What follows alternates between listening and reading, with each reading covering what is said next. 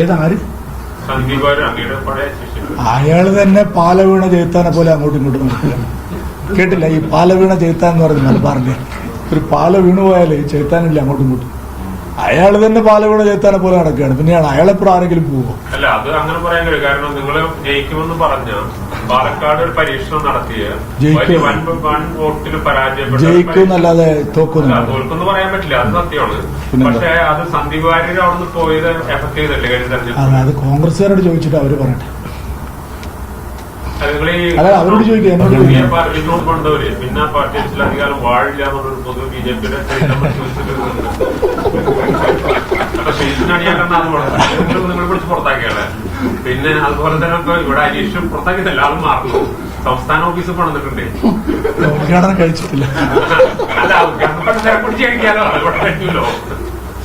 അതൊക്കെ വെറും അന്ധവിശ്വാസമാണ്. അപ്പൊ നിങ്ങൾ മാറും എങ്ങനെ? അല്ല, അതൊന്നും എനിക്കറിയില്ല. ഞാൻ പറഞ്ഞു ഓഫീസിന്റെ കാര്യം അന്ധവിശ്വാസമാണ്.